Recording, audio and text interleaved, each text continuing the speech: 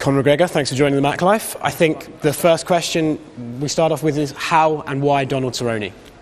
I mean, me and Donald have had a history for a while, right? And I did say I'd fight him. If you look at the list of call-outs or the people that I've engaged with, Donald was probably one of the first ones. So he's first on the list, and that's it. And I'll get to every single one of them also. Why exactly is this fight at 170 pounds? I mean, there's a lot been said about it. It raised a few eyebrows when it was announced. Why, in your opinion, is this at 170? Well, first of all, it's what I weigh right now.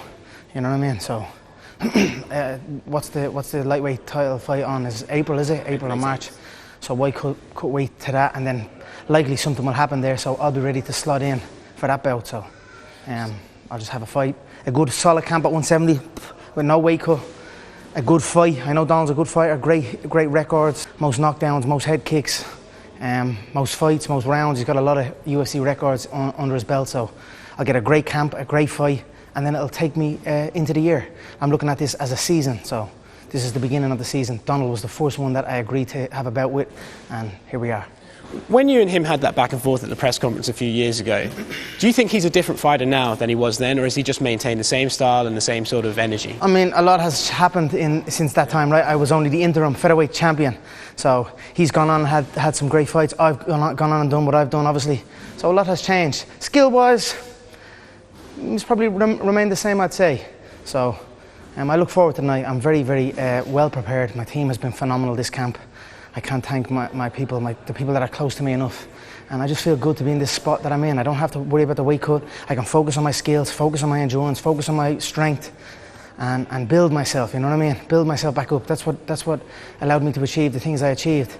The dual weight championship, it was consistency, consecutive bouts, back to back. So that's what I'm looking to replicate again.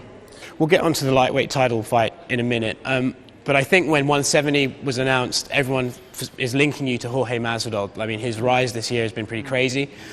Dana White says that is a fight you're interested in. Is it a fight you're interested in? Yeah, I'd face Jorge. I'm not going to 170 just for Jorge. You know what I mean? He hasn't got really anything. I wasn't really that happy with how that bad motherfucker thing ended. I think it's unfinished. In my opinion, that bout is unfinished. It was only getting into a good bout, I believe. So we were robbed of rounds 4 and 5 in that bout. But I like that welterweight bout. I like that the welterweight title fight that was on the weekend. I like the look of that. I like the look of Conor Usman. I like the look of Colby. I'm open to it all at 170.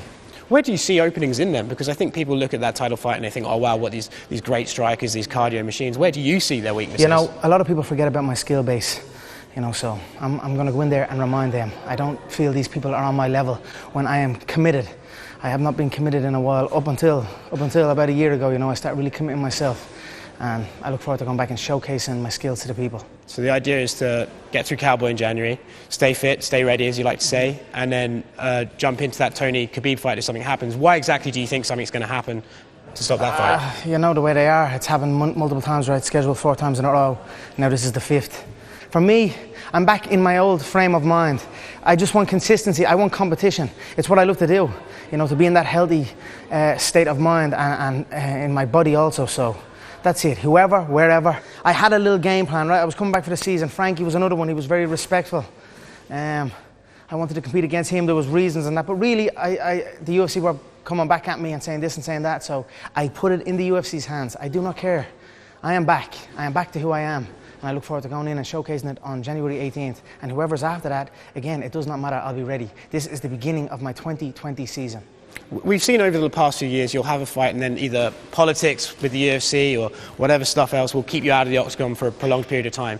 Is that what you're just, I'm not doing that this time? You know, people always say to me, don't get involved in politics. So I've taken a back step from that. I don't care, man.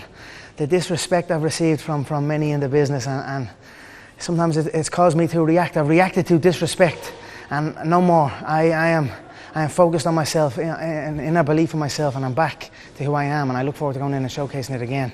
I am pumped, I'm ready to go. When you were coming up, even as a younger fighter, I remember you saying it's never the opponent, they're just a shape you meet on fight night. Is that where we are again now? Yeah, I have many shapes, you know, many styles that I'm assessing from afar, but they're all just blank faces.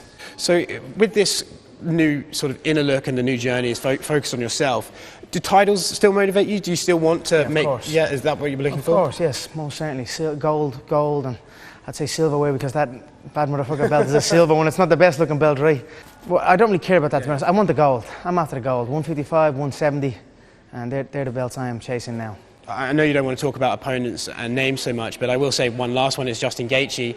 Recently you even tweeted lol at Gaethje. He's been very vocal about how this idea of... He's on the list. Yeah. He is on the list. Maybe I will face him next. Maybe I'll face him next, you know. He has it coming to him. I mean, I laugh at El Justin. He's bleeding. He's a funny guy. He's been taking it very to heart, you know, and I know the feeling when you do that. So maybe Justin will be. Maybe I'll get through Donald and I'll have a quick turnaround against Justin. So maybe that's what happened. But Justin is on the list, no doubt. In an interview earlier this year with Ariel Helwani, you said that this was about retribution for you. This is about redemption. Can I have a post-workout? I just finished the Of course, mate. And I must say, as a 170 man, you're looking a lot bigger, you know, frames growing. I've been putting in the work, focused work, committed. And that's it, man. You know, you're not touching me then. No one is touching me. You have no idea. Like, that last camp was horrendous, you know. And I have no one to blame but myself. And I did blame myself, and I made the corrections. And thankfully, I have a strong team behind me that are pushing me and guiding me the right way. And I'm guiding myself is the main thing, you know. I'm listening to myself and I'm doing my work that I need to do, that I know I need to do. Fighting's always close to my mind now. And I know I've got many businesses and these type of things that are thriving at the minute, but fighting is my bread and butter and that's what I'm focused on. Is the desire to rematch Khabib because of your animosity towards him or because you know you could have done better? No, I'm just having fun with it all now. He is trembling. That man is trembling. He doesn't want it.